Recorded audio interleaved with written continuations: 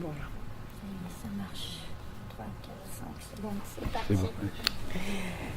Très bien, merci beaucoup et félicitations pour ces programmes qui sont toujours alléchants et qui demandent certainement beaucoup d'organisation en amont. Donc, félicitations pour ce dynamisme culturel pour notre communauté d'agglomération, puisque je suis également habitante de la communauté d'agglomération.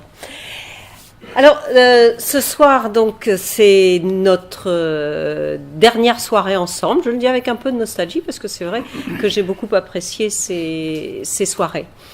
Et donc, je vais essayer de maintenir votre intérêt sur une question qui est une question évidemment essentielle dans cette question du droit du travail, ce qui a construit le droit du travail. Et j'avais commencé par une citation de Gérard Lyon-Can, un droit conquis non octroyé.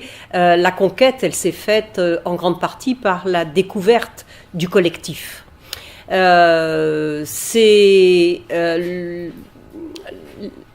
L'oppression, en tout cas les très mauvaises conditions de travail, fondées sur un droit qui était un droit individuel, un droit du contrat de travail, qui a fait naître petit à petit, au contraire, dans des conditions de travail nouvelles, qui étaient celles du XIXe siècle, qui a fait naître une conscience du collectif. Je le dis parce que, passé l'introduction, si je puis dire, ce soir, on va surtout parler du XXIe siècle. Alors, je ne suis pas Madame Irma, je ne suis pas là pour lire dans une boule de cristal, mais il y a un tournant véritablement des relations professionnelles qui s'est effectué entre la fin du XXe siècle et ce début de XXIe siècle. Et arrivé en 1914 et surtout, je dirais, en 1913, je crois qu'on a posé les bases d'un nouveau système de relations professionnelles. Notre système, j'ai fait un beau PowerPoint pour essayer de me canaliser parce que le sujet de ce soir est extrêmement vaste, donc je ne voudrais pas partir dans tous les sens, et je vais essayer de garder un petit peu la trame que je me suis fixée. Alors d'abord, effectivement, un système de relations sociales qui est marqué par son histoire. Je disais le 19e siècle, des rapports interindividuels. Le 19e siècle, c'est pareil, il a commencé à la fin du 18e avec une loi qui est une loi révolutionnaire. On est en 1791. 1791, c'est la loi Le Chapelier. La loi Le Chapelier, c'est l'interdiction des coalitions, c'est-à-dire l'interdiction de se réunir, de se regrouper à 10 personnes. Pas de possibilité de se regrouper, donc sans même que ce soit visé, parce qu'en réalité c'était le siècle d'avant que l'on visait. On pense toujours à ce qui s'est passé avant. Forcément, là aussi, on ne peut pas savoir ce qui va se passer. Donc, ce n'était pas le collectif dont on va parler ce soir qui était visé dans la loi Le Chapelier. C'était, au contraire, les corporations du siècle précédent. De ce fait, en tout cas, l'interdiction des coalitions, elle allait avec la liberté du travail et de l'industrie. Et pour que qu'il y ait cette liberté d'entreprendre, la reconnaissance de la liberté d'entreprendre, eh bien, c'était l'interdiction des anciennes corporations. Mais ça va entraîner, en réalité, l'interdiction des associations et un monde du travail qui n'existe pas, évidemment, en 1791, qui n'existe pas non plus en 1804, quand on fait le Code civil. Dans le Code civil, on n'envisage même pas les relations de travail, les relations industrielles de travail. Mon collègue, la semaine dernière, vous disait que les accidents du travail, presque par un accident de l'histoire jurisprudentielle, ont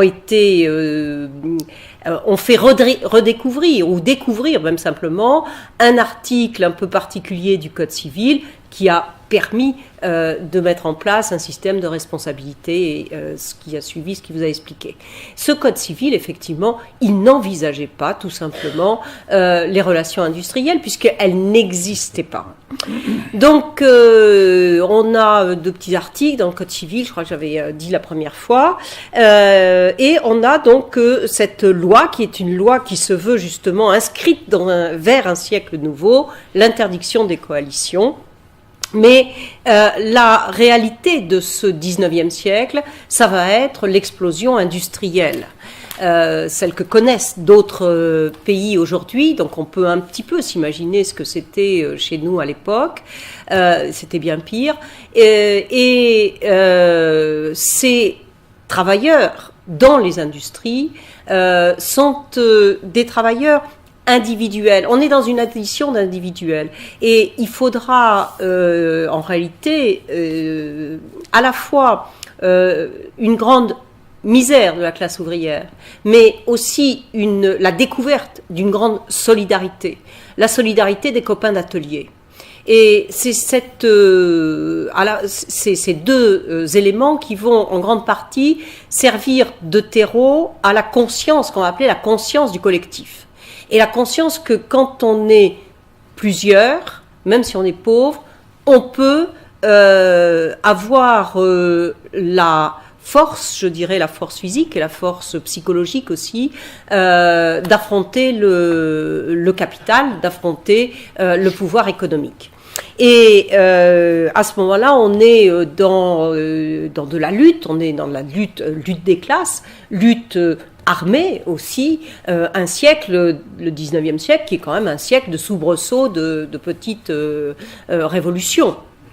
Et là, petit à petit, cette conscience du collectif, qui est une conscience internationale, ça va être fondé sur l'international, et bien cette conscience du collectif, elle va arriver avec quasiment un siècle d'écart à la reconnaissance, enfin, de l'existence d'associations professionnelles, ces syndicats.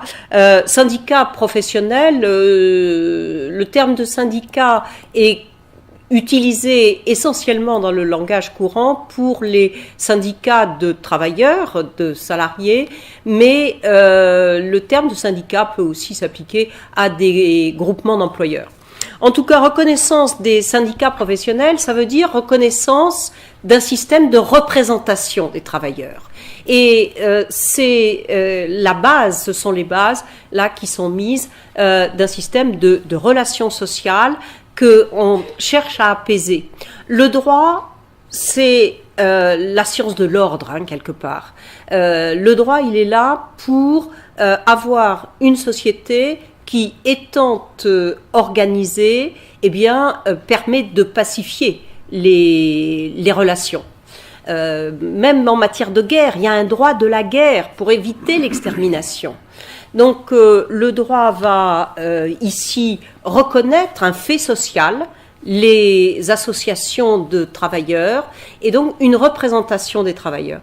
Ça, c'est un point essentiel parce qu'à partir du moment où on reconnaît la possibilité de s'associer, on a des représentants. Ça évite les mouvements sporadiques, spontanés, qu'on voit d'ailleurs et qu'on a vu renaître ces dernières années. Si vous prenez ce qui s'est passé il y a quelques années à la Martinique, mais aussi ce qui se passe parfois en France dans des entreprises où on n'a plus foi dans le syndicalisme ou bien la représentation syndicale marche pas bien ou autre, vous avez comme ça des représentations spontanées, les mouvements de lycéens, les mouvements ailleurs que dans le travail, vous avez ces représentations comme ça spontanées, qui posent un problème, d'ailleurs un problème surtout souvent au pouvoir d'en face, si je puis dire.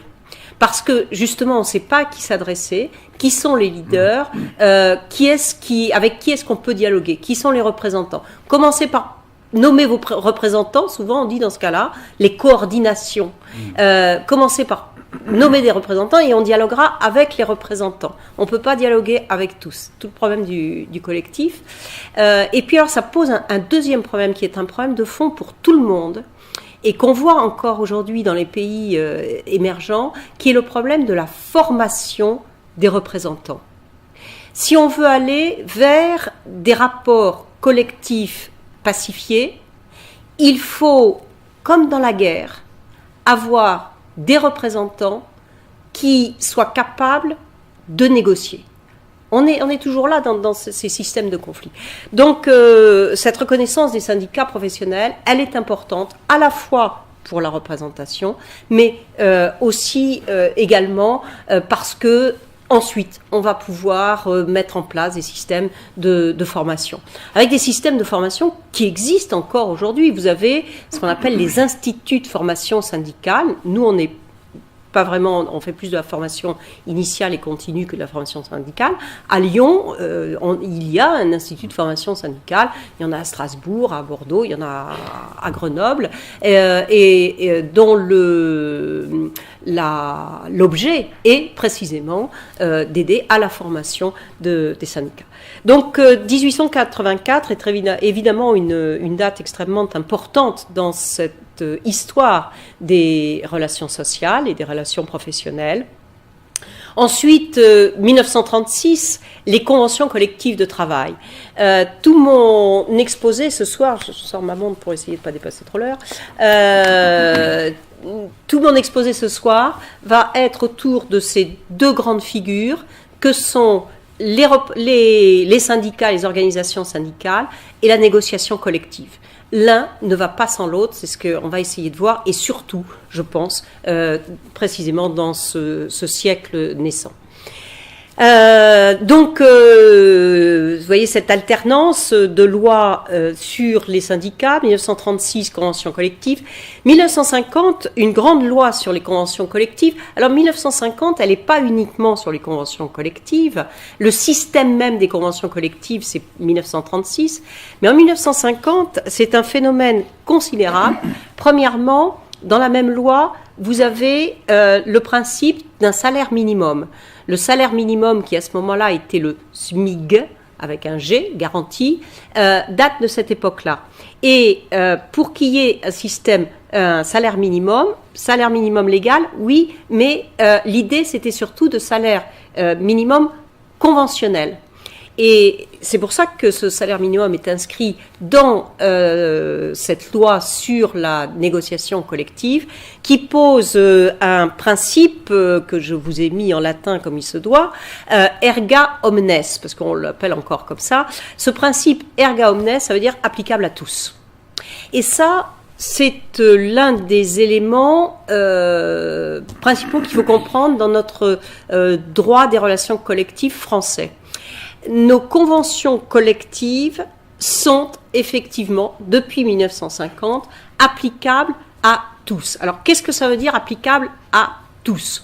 À tous en fonction du champ d'application.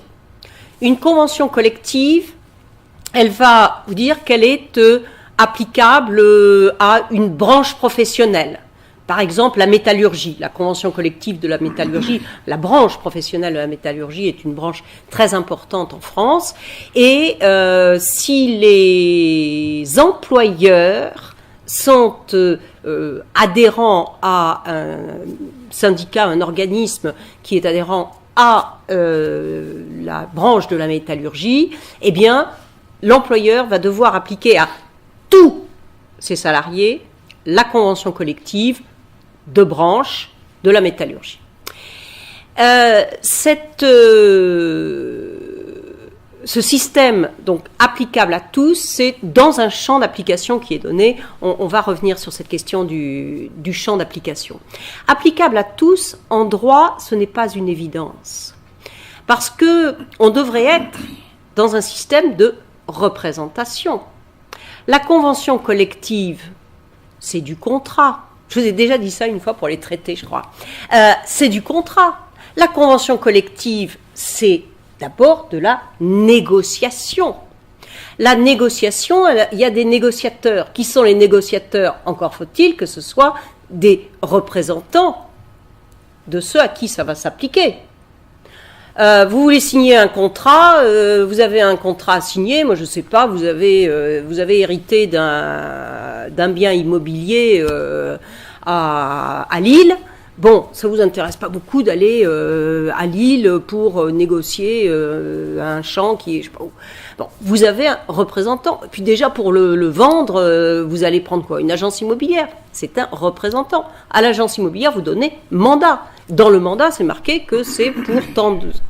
Il y a le temps, il y a le prix, voilà, un certain nombre d'éléments. Vous donnez mandat, et le mandat est limité.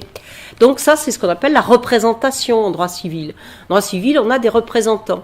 Alors, on pouvait penser que du côté employeur, je vous ai dit, l'employeur qui est adhérent d'un groupement professionnel, qui fait partie de ce groupement, disons l'UMM, la métallurgie, parce qu'il est adhérent, il va devoir appliquer à tous ses salariés. Donc lui, on voit bien le système de représentation, c'est parce qu'il est adhérent, ok. Mais il applique à tous ses salariés. Or, qui est-ce qui a signé la convention avec les employeurs, les représentants des employeurs? Eh bien, des syndicats. Parce que, et des syndicats là, de travailleurs, on est bien d'accord, j'utiliserai le terme syndicat dans ce sens-là tout au long de l'exposé. Je vous ai dit que ce qui était important dans les syndicats, c'était d'avoir des représentants. Et les syndicats se sont imposés très vite et très naturellement, retenez-le, on en reparlera, très naturellement comme les interlocuteurs du patronat. Le patronat d'un côté, les syndicats de l'autre. Les conventions collectives, c'est d'abord de la négociation, et dans la négociation, eh bien, on arrive à un moment donné à conclure. Si on conclut, ça va s'appeler accord ou convention collective. C'est synonyme, on pourra en reparler, mais c'est synonyme, hein, accord ou convention. Donc, on va finir par conclure et donc signer. C'est du contrat. On a discuté, on est tombé d'accord, on a signé. C'est toujours écrit. Et donc, ça s'applique. Mais alors, ça s'applique à qui? Côté employeur, on a vu, il y a de la représentation. Côté salarié, je vous ai dit, ça s'applique à tous les salariés d'une entreprise. Ah oui, mais alors attendez. Moi, je suis syndiqué CGT. Or, mon syndicat n'a pas signé la convention collective. Ça ne doit pas m'être applicable. Parce que non seulement mon représentant dans le système de représentation du Code civil, mon représentant n'a pas signé, mais en plus, il n'est même pas du tout d'accord. Donc, je ne vois pas pourquoi je vais me faire appliquer un truc avec lequel je n'ai pas été représenté. Donc c'est comme si votre agent immobilier dépassait les limites et puis finalement prenait sur lui de baisser le prix de 20%. Non, on n'est pas dans l'emploi. Alors effectivement, en droit du travail, on s'écarte du système classique de la représentation du droit civil. En droit du travail, c'est cette loi de 1950. Je suis toujours en train de suivre le canal que je me suis fixé. En 1950, on fixe ce principe de l'effet erga omnes. Mais parce qu'en même temps, arrive une autre règle qu'on a érigée ensuite comme principe. On croyait que c'était un principe qui était le principe du plus favorable. C'est-à-dire que on dit, du moment qu'on a l'accord, finalement, par le biais des représentations, etc., donc on est bien dans des employeurs, eh bien, on va exiger des employeurs qu'ils appliquent à tous les travailleurs. Ça ne peut être que dans leur intérêt, parce qu'en même temps, il y a une règle qui dit que les conventions collectives ne peuvent être que plus favorables que les lois et règlements en vigueur. Donc, vous voyez, on pose un système de hiérarchie. La loi, elle est au-dessus, évidemment, de ce qui est négocié d'une façon un petit peu contractuelle. Et après, il y a aussi le contrat. Et du contrat, on dira pareil. Le contrat ne peut pas être moins favorable que la convention collective. Autrement dit, la convention collective, elle est là, règle d'or, elle ne peut être que plus favorable au niveau supérieur, inférieur. Voilà.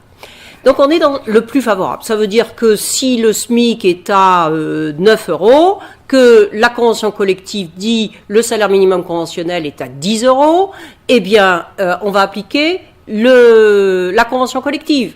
On n'a pas renégocié les salaires. Le salaire, on peut toujours rêver, légal passe à 10,50 €. Eh bien, c'est les 10,50 €, la loi qui sera applicable. Donc ça, c'est ce qu'on va poser comme principe dit de faveur et qui est indissociable en 1950 de cet effet erga omnes et tout le monde est d'accord et c'est pas mis en cause jusqu'à une époque récente qu'on reverra. Donc voilà ce qui est posé. Et il faut que je rajoute une chose, c'est que il y a un problème quand même dans mon affaire là. Et si l'employeur n'est pas adhérent, eh bien, on rajoute encore une autre règle qui est ce qu'on appelle le système de l'extension des conventions collectives. Alors ça, l'extension, c'est un acte réglementaire. Vous avez, on est dans l'Isère, vous avez une convention collective des entreprises de la métallurgie de l'Isère, vous avez un certain nombre d'employeurs qui sont adhérents d'un groupement de métallurgistes et ils signent un accord collectif sur les salaires et les conditions de travail. Vous avez 150 entreprises de la métallurgie en Isère et vous n'en avez que 50, même peut-être 35, parce qu'après c'est en raison du nombre de salariés, qui sont effectivement signataires, soit directement, soit par leur groupement, donc leur groupement professionnel. Eh bien, derrière, il y a un mécanisme qui permet de demander à l'État, pour faire simple, de prendre un arrêté, donc un règlement, donc la loi, l'obligation, qui va s'appeler arrêté d'extension, et qui dit, eh bien, ce qui a été négocié par les 35 ou 50 entreprises, là, c'est très bon pour tout le monde, donc on va l'appliquer dans tout le champ géographique de cet accord. Et les 150 entreprises de l'Isère vont se voir appliquer. Les 150 employeurs vont se voir obligés d'appliquer cet accord d'entreprise et tous les salariés de l'Isère dans cette branche vont se voir appliquer cet accord d'entreprise. Donc c'est ce qu'on appelle l'extension. Donc vous voyez, tout est bien, tout s'emboîte. Tout s'emboîte très bien, l'effet erga omnes, le principe de faveur, l'extension des accords et conventions, tout ça c'est bien emboîté, c'est bien huilé. C'est bien huilé jusqu'à une époque très récente et on va y venir. Mais il faut que je vous rajoute encore une date qui est importante aussi pour comprendre l'évolution, c'est 1968. La loi sur, c'est son titre, l'exercice du droit syndical dans les entreprises. Dans un commentaire de la loi, le titre était les syndicats rentrent dans l'entreprise. Alors 1968, je n'ai pas besoin de vous faire de dessin, certains ont quelques souvenirs, même si on était tous très jeunes. Ça a commencé par les étudiants, mais ça a continué chez Renault quand même. Et puis ça s'est terminé avec les accords de Matignon. Et dans ces accords de Matignon, il y avait des promesses qui étaient faites. Et en réalité, ce qui s'était produit chez Renault, c'est que les syndicats... Alors, Renault, à ce moment-là, c'était ce qu'on appelait le laboratoire social. On essayait tout d'abord chez Renault, et puis ensuite on l'étendait. Et chez Renault, il y avait déjà une présence syndicale et des délégués syndicaux. Et c'était eux qui avaient été leaders. Mais en même temps, on s'était rendu compte que d'avoir des délégués syndicaux dans l'entreprise, ce que je vous expliquais tout à l'heure, c'était avoir des représentants, des personnes avec qui on pouvait dialoguer. Donc, il y avait une demande du côté syndical, mais en même temps, c'était pas mal ressenti, en tout cas par une partie du patronat, d'avoir justement ces représentants bien formés. Et donc, on a en 1968 les syndicats qui, par le biais de ce qu'on va appeler les délégués syndicaux, vont être présents dans l'entreprise. Une présence syndicale dans l'entreprise. C'est pas une évidence. Hein. Ça n'existe pas encore au Royaume-Uni, ça existe dans beaucoup de pays, mais pas encore au Royaume-Uni. Alors, on a donc toutes les bases de notre système de représentation sociale, avec quelque chose d'organisé, organisé autour de niveaux géographiques pour ce qui est extérieur à l'entreprise. Je vous disais, les conventions collectives, mais aussi les syndicats, ont des niveaux qui sont des niveaux internationaux. Je vous ai déjà parlé des conventions internationales. Vous avez aussi des syndicats internationaux. Les syndicats sont organisés depuis les sections syndicales des entreprises jusqu'aux confédérations nationales et internationales. Donc, dans les deux cas, on a quelque chose de parallèle et pour cause. Donc, des niveaux internationaux, nationaux, territoriaux, d'entreprises, de groupes. Dans le niveau, ce qui s'appelle matériel, là aussi, on discute entre représentants de la même branche. J'ai pris l'exemple de la métallurgie. Ça peut être le niveau interprofessionnel. On parle beaucoup actuellement des accords nationaux interprofessionnels, ANI pour les intimes, et ces ANI, accords nationaux interprofessionnels, on en reparlera là tout à l'heure, eh bien, prennent une place grandissante dans le paysage réglementaire du droit du travail français. Donc, interprofessionnel, de branches, mais aussi, bien que ça soit rare en France, hein, ça dépend des pays, en France c'est rare, il y a parfois un niveau de métier, aussi bien syndicat que négociation, toujours ce parallèle. Vous avez certains métiers, les concierges, les jardiniers de propriété, vous avez certains métiers qui ont le leur. Mais en France, le principe est plutôt d'être dans un niveau de branche ou d'entreprise, qui veut dire que dans la même entreprise, c'est la même convention collective qui s'applique. Et les syndicats, eux, sont représentatifs pour tous les travailleurs, sauf un syndicat qui est dit catégoriel, et non pas de métier, mais catégoriel par rapport à une catégorie professionnelle, qui sont les cadres. Les cadres qui ont effectivement leur propre syndicat. Mais pour autant, c'est un syndicat catégoriel, mais c'est pas un syndicat de métier. Les syndicats de métier, c'est si vous allez aux États-Unis, au Canada, vous avez les syndicats des électriciens, des plombiers, et si vous avez à organiser, et je vous le souhaite pas, un chantier, il va falloir négocier avec chaque syndicat de métier. C'est quand même plus compliqué que chez nous. Pour ça aussi qu'ils évitent d'avoir un syndicat dans certains cas.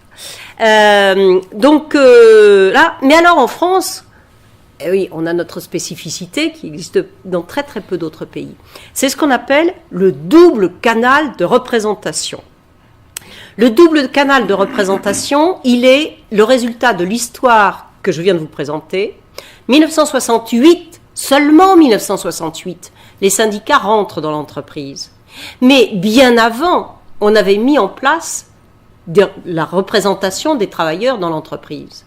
1919, des délégués du personnel, 1945, les comités d'entreprise, et donc, quand seulement en 1968, les syndicats franchissent la porte de l'entreprise, eh bien, en fait, on leur permet de désigner des délégués syndicaux qui viennent s'ajouter à de la représentation, mais qui est de la représentation élue, que sont les délégués du personnel, dès lors qu'il y a au moins 11 salariés, un comité d'entreprise, dès lors qu'il y a 50 salariés. Et là, il y a un point qui me semble important, hein, toujours pour construire notre 21e siècle, c'est que les délégués syndicaux, j'ai bien dit, sont désignés. C'est le syndicat qui est une organisation extérieure à l'entreprise, hein, même si c'est un syndicat dit d'entreprise, c'est une association qui a ses propres statuts avec des spécificités, qui est complètement indépendante de l'entreprise. Et donc le syndicat, en tant que personne morale, désigne un salarié de l'entreprise comme délégué syndical. C'est une prérogative des syndicats, il n'y a aucune obligation, et surtout pas une obligation qui pèserait sur l'employeur de faire désigner des délégués syndicaux. Ça ne regarde pas l'employeur. L'employeur n'a pas à demander, mais il n'a surtout pas à refuser. Donc, il accepte. Point. C'est tout. Si les conditions légales sont réunies, la désignation d'un délégué syndical s'impose à l'employeur. Alors que, de l'autre côté, ce sont des obligations qui pèsent sur l'employeur. Les élections de délégués du personnel ou la mise en place, par des élections aussi, d'un comité d'entreprise, ce sont des obligations pénalement sanctionnées qui pèsent sur l'employeur. Donc, obligation d'avoir cette représentation élue, et on a ces nouveaux représentants qui sont les délégués syndicaux qui arrivent. Alors, chacun a son précaré, chacun a ses fonctions, parce qu'il ne faut pas qu'on se marche trop sur les pieds. Donc, délégués du personnel, on va leur donner ce qu'on appelle les réclamations. Bon, les réclamations, qu'est-ce que ça veut dire ? Il y a des droits qui existent. Vous pouvez aller réclamer les droits qui existent. Donc une réunion par mois et pour dire, oui, mais voilà, on n'a pas encore reçu les équipements d'eux. Il y a une scie dans l'atelier machin qui a un équipement de sécurité qui est défectueux. Bon, voilà. Donc on va réclamer ce à quoi on a droit. C'est ce qu'on appelle les réclamations. Le comité d'entreprise, lui, c'est un organe de vigilance. Bon, alors je ne ferai pas toute l'histoire, mais au départ, en 1945, il récupère le patronage. Il récupère ce qui relevait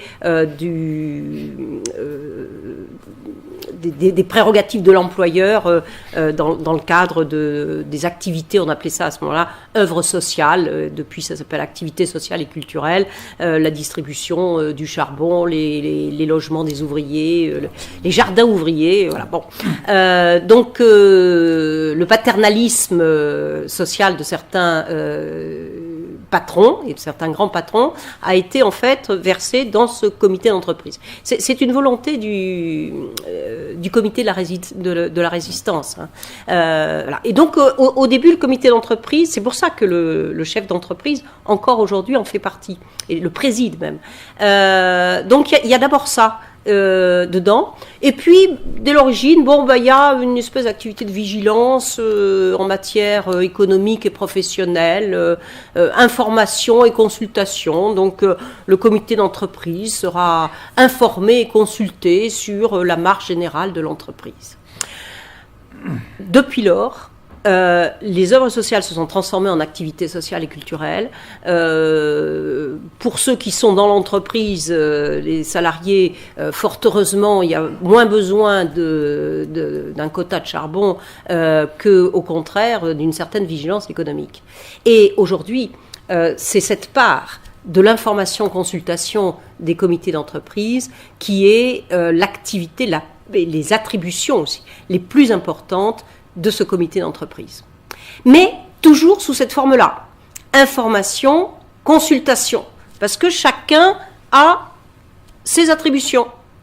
Et alors, les troisièmes, les petits derniers, le délégué syndical, c'est la négociation collective. Négociation collective dans l'entreprise, ce qui ne peut être possible qu'à partir donc de 1968, parce qu'il faut avoir des délégués syndicaux dans l'entreprise. Donc évidemment, ce qui ne s'est fait que progressivement, un interlocuteur qui est l'interlocuteur légal pour pouvoir signer des accords d'entreprise, donc accords sur les salaires, sur le temps de travail, sur ce qu'on veut, mais voilà, à l'intérieur, dans l'entreprise. Et donc, toutes les pièces, là encore, du puzzle sont à nouveau en place. On a des délégués syndicaux, ils peuvent négocier, on a un comité d'entreprise, on va continuer à l'informer et le consulter.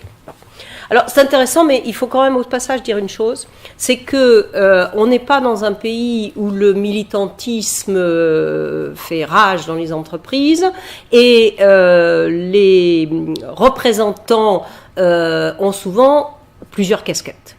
Et on verra que maintenant, c'est même une obligation. Donc, le cumul des mandats, il ne faut pas le voir de la même façon en droit du travail que dans le domaine de la politique. Donc, encore une fois, nos affaires sont en place, nos 3 institutions. On peut désormais faire de l'accord. On a un organe de vigilance. Et là-dessus, eh bien, on a aussi la société économique qui continue, elle, à avancer. On n'est plus en 1968. On va continuer vers... non, alors comme moi, j'ai régressé dans l'histoire, excusez-moi, voilà. Et on va donc petit à petit poser des règles du jeu qui sont nouvelles, des règles du jeu nouvelles, qui vont se traduire par, j'ai d'un côté mis la dévaluation, c'est le premier terme, et ensuite la reconstruction. Dévaluation du principe de faveur, petit à petit, on va, dans ces négociations collectives, permettre, dans les conventions et accords collectifs donc, qui seront négociés, on va permettre ce qu'on va appeler de la dérogation. Alors, dérogation, ça c'est un terme très juridique. Qu'est-ce que ça veut dire? Ça veut dire simplement qu'il existe des règles impératives, obligatoires dans le code, mais si on veut, on peut faire autrement. Alors pour vous l'expliquer, je vais m'adresser peut-être en priorité à tous les gens qui sont mariés dans la salle. Je pense que vous avez été un certain nombre à passer un jour devant Monsieur le maire et on vous a demandé si vous aviez conclu un contrat de mariage. Alors souvent, quand on se marie de nos jours, c'est quand même plus par amour, par intérêt. Oh non, on ne savait même pas qu'il fallait faire ça. Donc la loi y a pourvu et il y a ce qu'on appelle un régime légal pour les époux qui ne sont pas allés voir le notaire. Bon, ceux qui veulent aller voir le notaire peuvent aller voir un notaire, dire voilà, nous on a des intérêts, il y en a un qui est commerçant, il y en a un qui machin, on voudrait discuter de nos intérêts. Et là, le notaire va vous sortir le code civil et vous dire ben voilà, il y a d'autres possibilités. C'est ce qu'on appelle la dérogation. Un régime légal qui s'applique, mais si les parties en décident autrement, et uniquement si les parties en décident autrement, eh bien, on a de la dérogation. Alors, on est en droit du travail, je vais vous donner un autre exemple, c'est celui des 35 heures. Là aussi, vous voyez tout de quoi je veux parler. Il y a eu 2 lois pour mettre en place les 35 heures. Il y a une loi en quelque sorte d'annonce qui est intervenue en 1998. Et puis vous avez une loi de réalisation qui est la loi de 2000 et qui est surtout une loi qui impose. Et qu'est-ce qu'elle dit la loi? Alors d'abord, elle s'appelle pas Aubry II. J'ai toujours détesté ça, parce qu'en plus, Aubry II, il y a un côté impératrice que j'ai jamais supporté. Et en plus de ça, ça m'agace en tant que juriste, parce qu'elle a un très beau nom, cette loi, qui est sans doute due à la ministre elle-même, donc on peut lui rendre hommage. Cette loi, elle s'appelle loi relative à la réduction négociée du temps de travail. Alors, quand on ne dit pas Aubry II, on réduit et on dit réduction du temps de travail. Et on oublie ce terme qui est essentiel, qui devrait être en majuscule au milieu, réduction négociée du temps de travail. Alors, réduction négociée du temps de travail, qu'est-ce que ça veut dire? On est dans le dérogatoire. Mon exemple, en droit du travail du dérogatoire, vous avez un texte dans le Code du travail qui vous dit que la durée légale du travail est de 35 heures par semaine. Avant 82-2000, c'était 39. Et avant 1982, c'était 40. Mais le texte, à part les chiffres, il ne change pas. Donc il y a bien une durée légale du travail qui est de temps. Que dit ma loi sur la réduction négociée? Une fois qu'elle a passé l'article 1, elle a 35 articles pour dire comment on peut faire autrement. Et là, on est dans ce qu'on appelle la dérégulation. Alors, la dérégulation, parce que c'est un terme qui est vraiment, ça fait partie des termes clés de mon sujet de ce soir, la dérégulation, ça n'a jamais voulu dire qu'on supprimait des règles. Là, vous voyez, par exemple, on en pose une et puis on en met 35 autres. Et pourtant, ces 35 autres sont de la dérégulation. Parce que la vraie règle, c'est la première. Une seule suffit. Qu'est-ce que voulait dire d'avoir une seule règle? Jusqu'en 1982, parce qu'on a commencé à bouger les choses en 1982. Jusqu'en 1982, c'était très simple. Vous travaillez 40 heures par semaine, c'est marqué dans le code, c'est la durée légale du travail. Si vous faites 41 heures, la 41e, c'est 1 heure supplémentaire, c'est bonifié, il faut payer plus, il faut des temps de repos, etc. Et donc, si vous êtes dans une entreprise qui travaille avec des cycles, vous avez, par exemple, un cycle qui fait 35 heures une semaine. Qu'est-ce qu'on va dire? Alors moi, les chiffres, j'aurais dû les préparer. 35 heures une semaine, vous faites 42 heures la suivante. Et la dernière, 5 et 2, 7. Voilà, bon... Il en manque 5 la première fois, il y en a 2 de trop, il en manque 3, donc ça vous fait 43. Voilà, 35, 40, voilà, merci. Alors, 35, 42, 43. Qu'est-ce que vous faites avec 35, 42, 43? Vous êtes chef d'entreprise. Eh bien, non, d'ailleurs, c'est mieux de faire 35, 40, 45. Première semaine, 35. Ah, il y a 5 heures qui n'ont pas été faites. Ben oui, mais votre salarié, vous l'avez embauché à temps plein, donc il faut le payer 40 heures. Ah, bon. Donc, je paye 5 heures qui ne sont pas réalisées. La deuxième semaine, je suis à 40. Ah, à 40, c'est bien. Je ne paye rien en plus, je paye ce que je dois. Et puis la troisième, elle est à 45. À 45, là, vous avez 5 heures supplémentaires. 5 heures supplémentaires qui sont bonifiées. Donc, sur votre cycle, vous avez 10 heures qui vous coûtent à peu près qui vous coûtent alors qu'elles n'ont pas été réalisées et qui vont coûter presque 20 heures. Alors que ces 20 heures, finalement, elles n'ont pas été réalisées puisque sur la durée, la moyenne est la moyenne légale.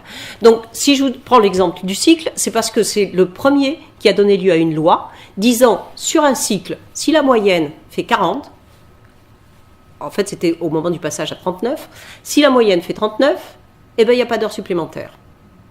Alors, je vais vous dire, 20 ans après, on a eu beau élire un président qui nous disait qu'il fallait travailler plus pour gagner plus. C'était oublié que depuis 20 ans, toutes les lois sur le temps de travail avaient été faites pour supprimer les bonifications d'heures supplémentaires. Et tout ce qui concerne les heures supplémentaires. Donc on a déconstruit tout le régime des heures supplémentaires et du temps de travail, très très progressivement par grignotage à partir de 1982. En 2000, alors là, c'est la dérogation totale. Si vous voulez pas du 35 heures, eh bien voilà, je vais vous expliquer, vous avez tout un choix absolument considérable, mais ce choix, ça passe par la négociation, réduction négociée. Donc vous ne pouvez pas le faire comme pour le contrat de mariage, il faut aller voir un notaire. Eh bien là, il faut passer par la négociation. Tout d'un coup, on a vu fleurir des négociations, on a vu des employeurs courir après les négociateurs, évidemment, parce qu'on était dans un autre type. Et là, on change de type de négociation. On est dans un autre type de négociation. Donc, vous voyez, par petites touches, on avait commencé 20 ans avant. Je vous disais que ce 21e siècle, il a commencé en 1980. Et là, maintenant, on a les bases de systèmes de représentation et de négociation nouveaux. Donc, tout ça, c'est le principe de faveur. Parce que qui peut vous dire que le fait de travailler, par exemple, dans des systèmes dits modulés? Modulé, ça veut dire, à certaines périodes de l'année, vous allez travailler 20 heures par semaine. À d'autres périodes de l'année, vous allez travailler 43 heures par semaine. Qui vous dira si individuellement, c'est plus ou moins favorable? Le principe de faveur, ça voulait dire simplement, on a 2 jours de pont, on en a gagné 2 de plus. On n'a pas de prime de, je sais pas quoi, de salissure. Non, à la Martinique, j'avais appris une prime de moquette. Ils avaient obtenu une prime de moquette. Bon, il n'y avait pas de prime de moquette, puis on a changé la moquette, ils ont réussi à obtenir une prime de moquette. Bon, il paraît que ça use plus les chaussures. Et donc, voilà. Mais c'était ça, le principe de faveur. Je m'occupe pas de savoir qui a signé le truc. Je m'occupe de savoir qu'est-ce qu'il y a dans la convention. C'est pour ça qu'on parlait que de convention collective, pas de négociation jusque-là. Mais avec cette nouvelle négociation sur le temps de travail, on est dans autre chose. Parce que le pêcheur à la ligne qui a fini d'élever ses enfants, ça l'arrange bien d'avoir des semaines de 20 heures, même parfois des semaines de 0 heure. Ça fait des vacances en plus, c'est bien. Mais la mère de famille qui est seule avec ses enfants, ou le père de famille qui est seul avec ses enfants, eh bien, lui, il faut qu'il organise toute ses gardes d'enfants, sa vie de famille, les entrées, les sorties d'école, en fonction des semaines à 43 heures, des semaines à 20 heures, des semaines... Bon. Et ça, c'était extrêmement compliqué, d'autant que souvent, les semaines les plus chargées sont aussi les semaines de vacances des enfants. Et en plus, côté employeur, on s'est rendu compte après que c'était très compliqué parce qu'on ne savait pas comment calculer les absences des salariés selon qu'ils étaient absents 20 heures ou selon qu'ils étaient absents les semaines de 43 heures. Mais on est dans une négociation dérogatoire qui déroge à ce principe de faveur, qui n'est pas encore ce qu'on va appeler encore avec notre jargon latin in pejus, qui n'est pas encore défavorable. Le terme de défavorable n'est d'ailleurs même aujourd'hui pas employé. On continue à dire que c'est dérogatoire. Maintenant, on est dans d'autres termes quand même. On parle de négociation donnant-donnant. Ça, on est dans l'actualité. On est dans la négociation de compétitivité. On est dans la négociation sur l'emploi. Et la dernière grande loi du 14 juin 2013, qui s'intitule sécurisation de l'emploi, c'est la loi sur la sécurisation de l'emploi, en réalité, elle met encore la barre un peu plus loin dans ces systèmes on ne peut plus parler de dérogation, mais de l'expression nouvelle qui est rentrée dans le Code en 2004, de dialogue social. On est rentré dans une nouvelle ère, qui est l'ère du dialogue social. Bon, alors, comme je dis à mes étudiants, surtout qui seront quand même pas encore entrés dans la vie professionnelle, je dis attention, on ne regarde pas tout le temps dans le rétroviseur, on se laisse porter par le flot, on dit tout n'est pas forcément négatif. Donc, on vit avec son temps, mais pour autant, sans faire des trous quand même dans la barque. On y va, on est désormais dans un nouveau genre qui va être le dialogue social. Donc le principe de faveur, il existe en réalité toujours là où il était dans le Code du travail. Simplement, on s'est rendu compte que c'est simplement que s'il y a une comparaison, eh bien c'est une règle de conflit. On va choisir une règle plutôt qu'une autre, à condition d'être dans la comparaison. Si vous pouvez comparer telle règle avec la loi ou avec la loi, on va dire.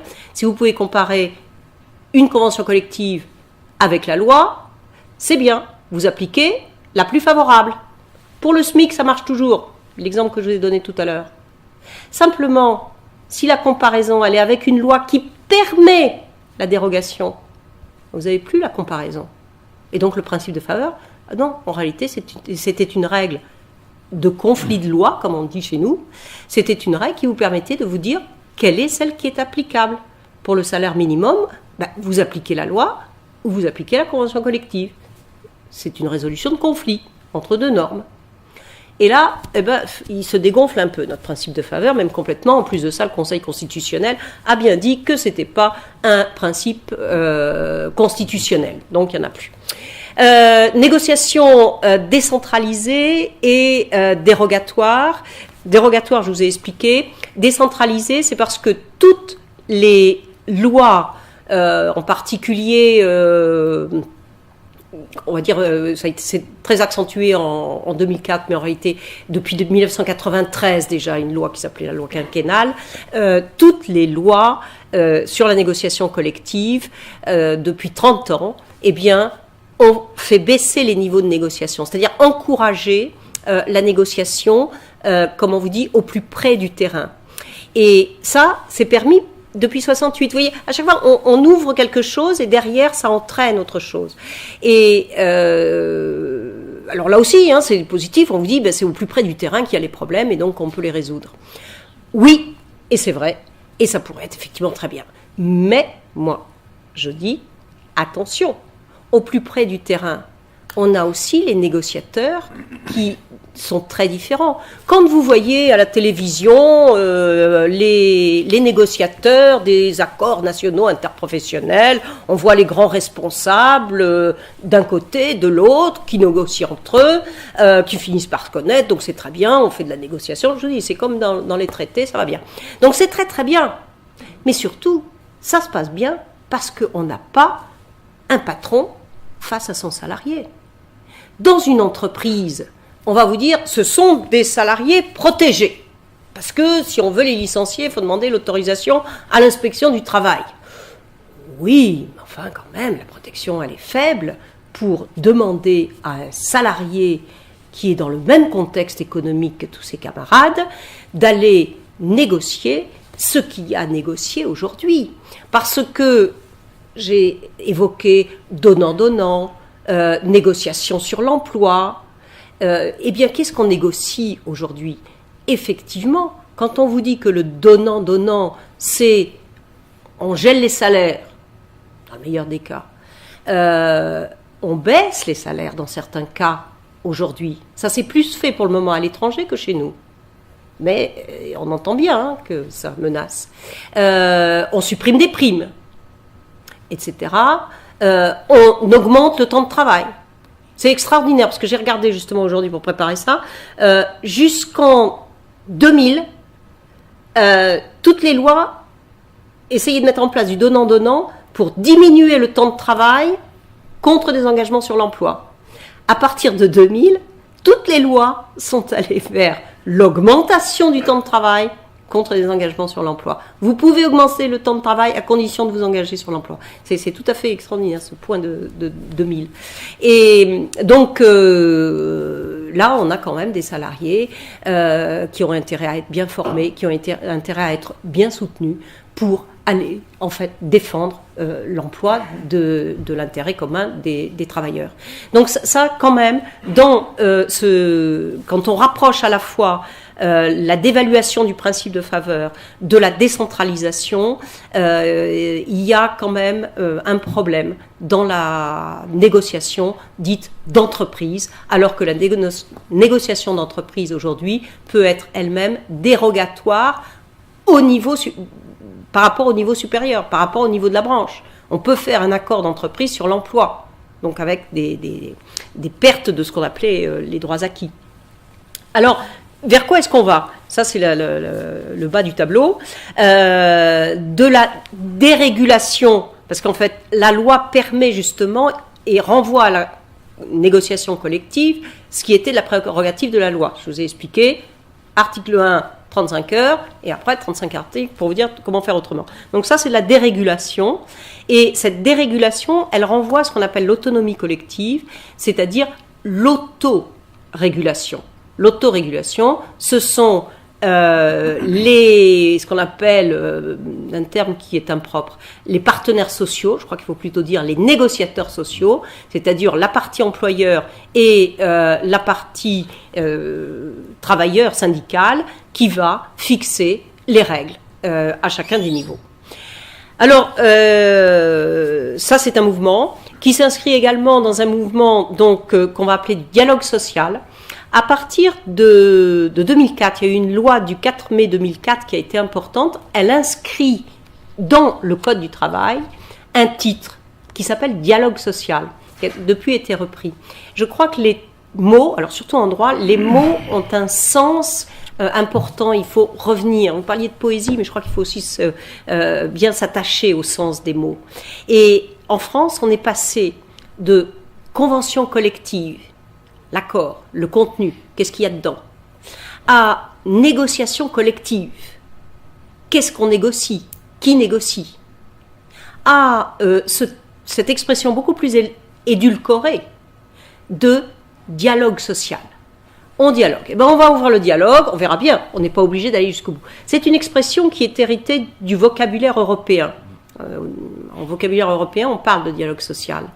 Et donc, ça veut dire qu'on n'est pas obligé d'aboutir. Sauf qu'en général, il faudrait aboutir. Mais l'État ne peut pas non plus imposer d'aboutir. Mais cette notion de dialogue social, elle inscrit de plus en plus, justement, les syndicats dans cette logique et une nouvelle logique de la négociation qui n'était pas la logique traditionnelle des syndicats français. Ça, je ne l'ai pas dit tout à fait au début et c'est un tort, mais le syndicalisme français est, pour les raisons quand même historiques que j'ai évoquées, un syndicalisme militant, ce qui est une grande différence par rapport à des syndicalismes étrangers. On reviendra dessus, il faut que j'avance un petit peu sur ma présentation. Oui, surtout que l'heure me le dit. Mais on reviendra sur cette question des différents types de syndicats. Nous sommes dans des relations sociales de syndicats militants et non pas de syndicats de gestion. On pourra y revenir. Et donc, dans ce mouvement, on passe même plus récemment, depuis 2007, donc là on est vraiment, ça y est, hein, dans notre 21e siècle, depuis 2007, on passe même du dialogue social au tripartisme. Le tripartisme, je l'avais évoqué sur la scène internationale à propos de l'OIT. À l'OIT, la règle et le principe de fonctionnement, c'est le dialogue, État, syndicats, de travailleurs, patronat. Et c'est ce qui est en train de s'inscrire, ça existe aussi dans d'autres pays, mais c'est ce qui est en train de s'inscrire dans notre paysage des relations professionnelles françaises. Alors, regardez bien, les accords nationaux interprofessionnels, vous avez, alors d'une façon particulière en France, chacun s'adapte, qui est une espèce de manière successive. Pourquoi je vous dis 2007 ? En 2007, il y a eu une loi très importante, 31 janvier 2007, qui a inscrit, et vraiment en lettres d'or, parce que c'est le premier article du Code du travail qui n'est même pas numéroté comme les autres articles, l'article L1, qui inscrit en fait l'engagement qui est l'obligation pour l'État de consulter les partenaires sociaux dans les domaines qui intéressent le droit du travail avant de légiférer. Il y avait eu des vœux pieux qui avaient été inscrits en 2004 dans un préambule de loi. Ça avait été magnifiquement violé par Monsieur de Villepin avec l'affaire du CNE. Il n'a pu que s'en mordre les doigts après, mais ça, il ne faut pas non plus violer les procédures. Et l'affaire du CNE, elle repose très largement sur une erreur de passage en force par des ordonnances, au lieu de passer par le dialogue social. 2007, 31 janvier 2007, on inscrit dans la loi cette obligation. Et quand vous voyez ce qui se passe aujourd'hui, toutes les discussions qu'il y a sur les accords nationaux interprofessionnels, on les voit fleurir partout, eh bien, c'est sur la base de cette loi de 2007. Vous avez deux grands exemples extrêmement intéressants. Ça a été l'accord dans des accords généraux. Ça a été celui de 2008, 11 janvier 2008, et 2013, 11 janvier 2013. C'est pas innocent. 11 janvier 2008, on va à la loi du 13 juin 2008, celle dans laquelle est inscrit, par exemple, la rupture conventionnelle. La rupture conventionnelle, si elle n'était pas passée par un accord national interprofessionnel, négocié avec des syndicats de travailleurs, elle ne serait pas passée, elle aurait eu le même sort que le CNE. 11 janvier 2013, accord national interprofessionnel sur l'emploi. 14 juin 2013, loi sur la sécurisation de l'emploi, reprise à peu près dans une loi de ce qui avait été négocié avant. Et ce qui ne relève pas de la loi, eh bien, renvoie à d'autres négociations collectives. Vous avez une négociation extrêmement importante actuellement, qui est celle sur le chômage. Donc là, on est en train de négocier la nouvelle convention sur les droits des travailleurs, des chômeurs surtout. Et donc là, c'est un renvoi en 2013. Il y a des échéances, donc là on arrive à l'échéance, et il va y avoir des reprises de ce qui était en 2013. Donc ce tripartisme, je dirais, à la française, qui fait que maintenant, ce sont les politiques, et donc il y a une instrumentalisation de la négociation. Les politiques de l'emploi, et on est à nouveau bien dans ce droit de l'emploi dont je vous avais parlé le premier soir, les politiques de l'emploi, eh bien, dictent le calendrier de la négociation, surtout de la négociation nationale et interprofessionnelle. Donc, dans cette idée un peu du tripartisme, mais dans le genre billard, l'État initie, les négociateurs négocient, concluent, le législateur revient et reprend à peu près ce qu'ont décidé les négociateurs. Dernier point, de la représentation naturelle à la représentativité élective.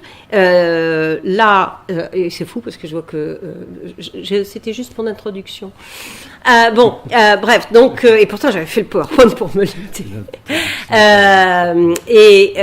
Donc, je vais revenir sur sur ce dernier point qui est donc de la représentation naturelle à la représentativité élective, en vous expliquant ce que je voulais vous dire à travers cet exposé. D'abord qu'on est aujourd'hui, le voilà le 21e siècle, on est aujourd'hui dans ce on est passé du droit imposé, la loi, à très largement un droit négocié. À travers les exemples que je vous ai donnés, vous voyez que si vous voulez faire de la réduction du temps de travail, moi, je prends le train le matin et au moment, alors surtout dans les années 2000-2002, les grandes discussions, c'était RTT. T'as des RTT ou t'as pas de RTT? Ah, mais là, tu peux poser une RTT. Bon, alors évidemment, moi, j'intervenais pas, mais je me disais quand même, encore faut-il en avoir des RTT. Or, si vous êtes à 35 heures, vous n'avez pas de RTT. Mais si on vous a maintenu à 39 heures, comme vous faites 4 heures supplémentaires par semaine, que ce ne sont pas des heures supplémentaires, vous allez avoir une compensation sous la forme de jours de repos qui s'appellent des RTT. Et beaucoup de négociations sont parties sur ce qui a largement dépassé d'ailleurs les entreprises elles-mêmes qui se sont retrouvées avec des salariés qui avaient quasiment doublé leur temps de repos, ce qui a posé d'autres problèmes. Et donc ces accords sont très largement en renégociation aujourd'hui. Donc c'est ça. Donc du droit imposé, la loi est rigide, mais elle s'impose à tous, au droit négocié, et avec ces différents niveaux de négociation, négocier au plus bas niveau. Et donc cet exemple, il est intéressant. Moi, je n'intervenais pas, mais on voyait bien que d'une entreprise à une autre, les salariés entre eux, ils ne comprennent pas. Le mieux, c'était au moment de la rentrée des classes. Au moment de la rentrée des classes, vous aviez des discussions autour de le jour de la rentrée, tu peux poser un RTT. Ah mais non, t'as pas besoin de poser un RTT parce que t'as droit à un jour pour la rentrée des classes de tes enfants. Mais c'est exactement ça. On est dans du droit qui est négocié par entreprise, par entreprise ou par branche souvent, mais où vous avez effectivement des droits qui vont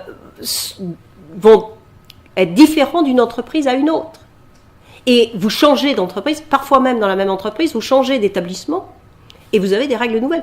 Il faut simplement se renseigner sur les règles. Alors ça nous paraît très bizarre parce qu'on est passé du droit imposé au droit négocié. Dans d'autres pays, c'est parfaitement naturel parce que c'est dès le départ qu'ils avaient posé ces règles-là. Donc, voilà. Alors bon, j'insisterai pas sur la démocratie sociale parce qu'effectivement, ça a été un mot qui a été une expression qui a été très utilisée en particulier en 1982 avec les lois Auroux. C'était la démocratie sociale, participative, et en réalité, elle a été tordue et c'est le cas de le dire parce qu'elle est passée très largement vers la flexibilité des règles collectives, la démonstration que je vous ai faite. Le deuxième grand point, et je veux y arriver pour quand même en dire quelques mots, c'est précisément la question de la représentation à la représentativité. C'est une autre manière de vous dire, de la représentation naturelle à la représentation élective, à la représentativité élective. Pourquoi? Et là, j'y viens tout de suite. Donc, je passe tout ça. Voilà. Alors, rapidement.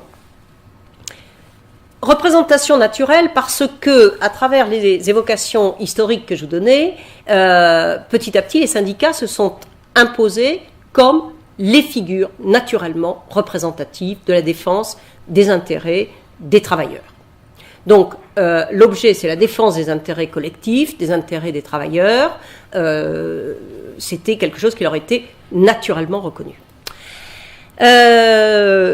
Ceci étant, à un moment donné, on s'est rendu compte qu'on avait un paysage français qui était dans la pluralité syndicale, qui n'était pas toujours très efficace, parce que cette multiplicité des syndicats revenait au problème que j'évoquais au début, des représentants. Donc, pour négocier, surtout à des niveaux de branches nationales, là, il fallait diminuer le nombre des représentants. Et dès 1966, on a vu un arrêté qui limitait ce qu'on appelait la représentativité, ce qu'on appelle toujours la représentativité syndicale à certains syndicats, les 5 grandes centrales syndicales, on va revenir d'un mot. Et donc, cette notion de représentativité, elle donnait des prérogatives juridiques.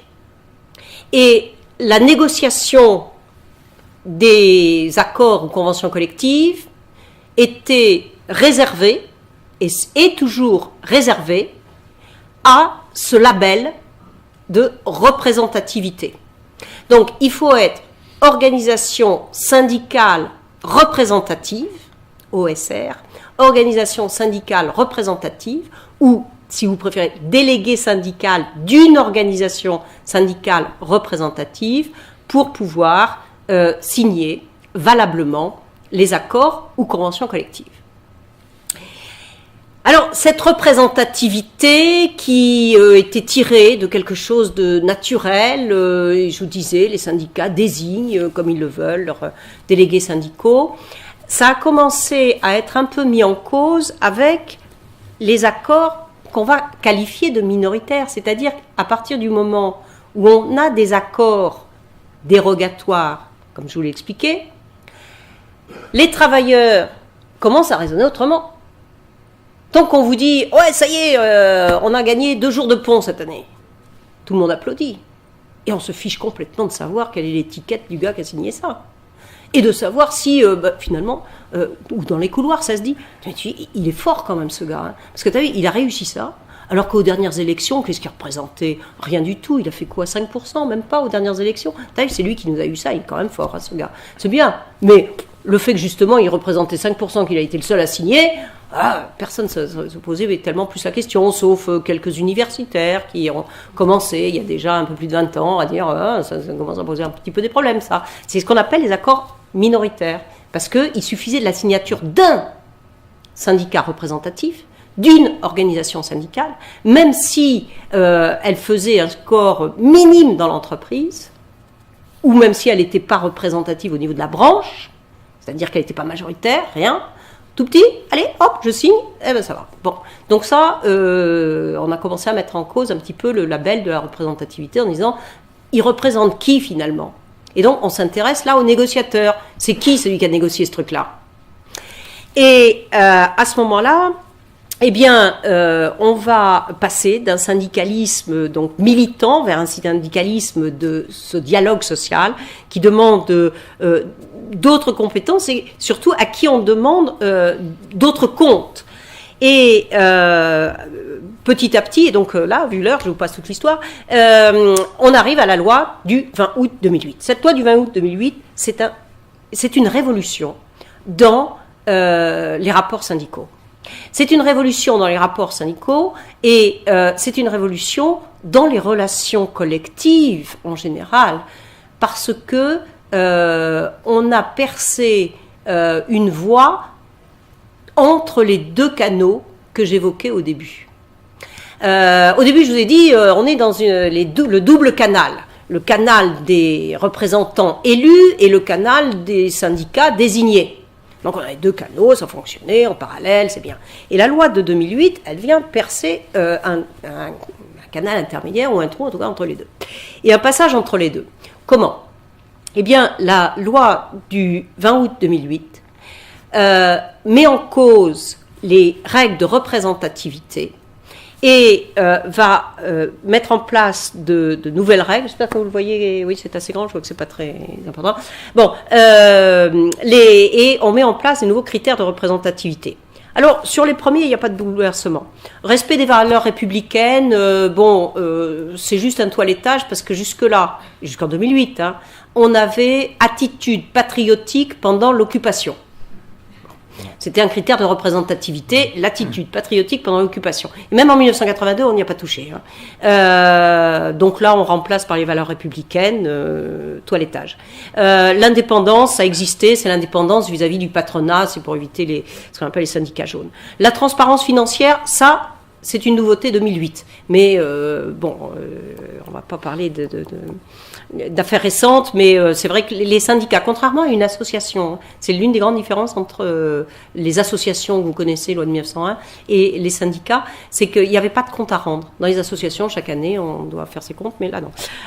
Ensuite, il y a l'ancienneté minimale de 2 ans pour s'assurer que c'est des gens d'expérience et qui est confortée par la notion d'influence qui se lie par rapport à l'activité, l'expérience des dirigeants. Les effectifs avec adhérents et cotisations, on a toujours considéré que si on avait beaucoup d'adhérents et des cotisations faibles, c'était bien. Si on a des grosses cotisations et des adhérents faibles, c'est bien aussi. Et on arrive au critère qui change tout, qui est celui de l'audience. Le critère qui change tout parce que, je vous l'ai mis de façon très résumée, en fait, on a dans l'entreprise, de manière obligatoire, dès qu'on a 11 salariés, des élections. Ça, c'est responsabilité de l'employeur, il doit le mettre là. Et donc, il y a des élections. Et comme les délégués syndicaux, c'est dans les entreprises qui ont au moins 50 salariés, on décide que, par la loi, que dans les entreprises qui ont au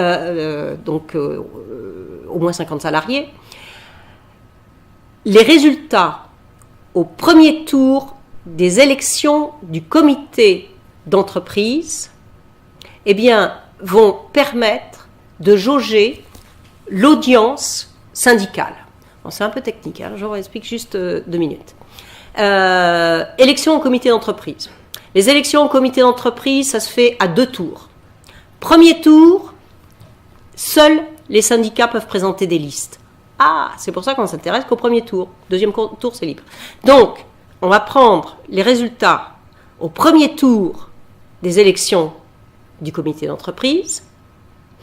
Il n'y a que des listes syndicales, donc on a des résultats de pourcentage syndicaux. Et là, on va dire, les syndicats qui ont obtenu au moins 10% des voix des électeurs lors de ce premier tour, peuvent désigner un délégué syndical. Et là, vous voyez mon trou là entre les deux canaux, le trou entre les deux canaux, il est là.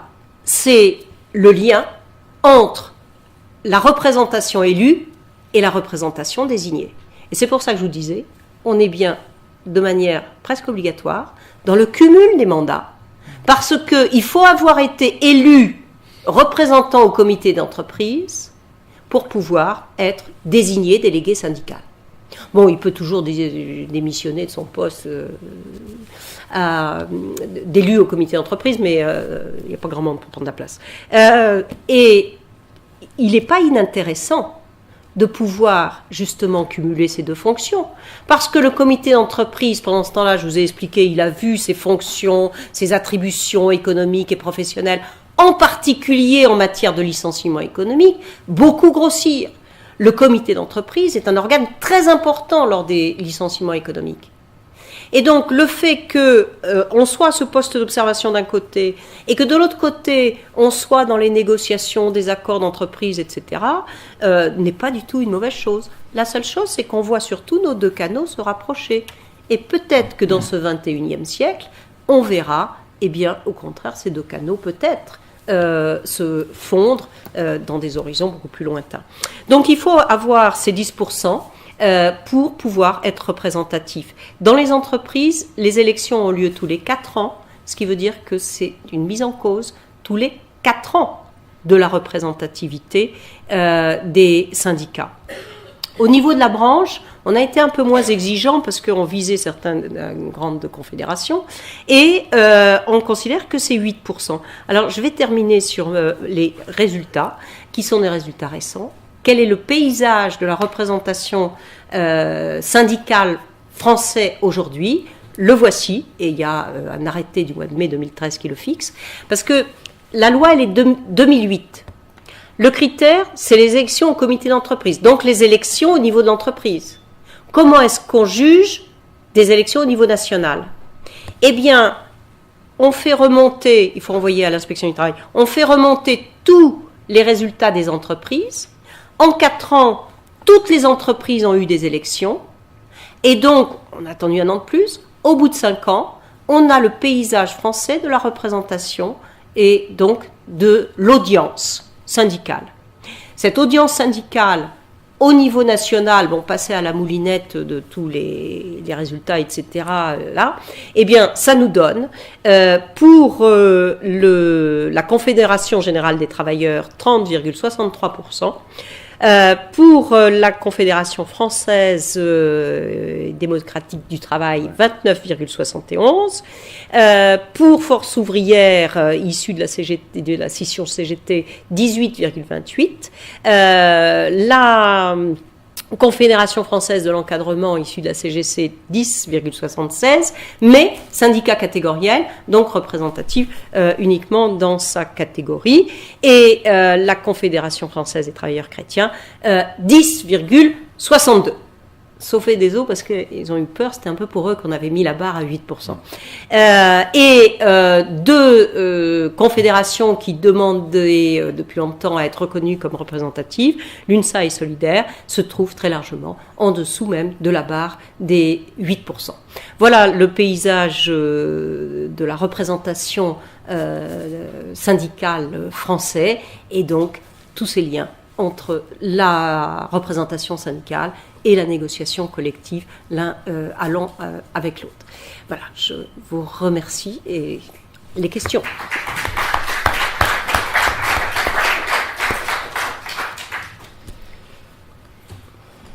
Bien, on va procéder comme d'habitude. Oui, Jean. on va rester sur le dernier point parce que c'est une représentation syndicale des électeurs, des travailleurs, des entreprises qui votent, qui ont un CE, qui votent.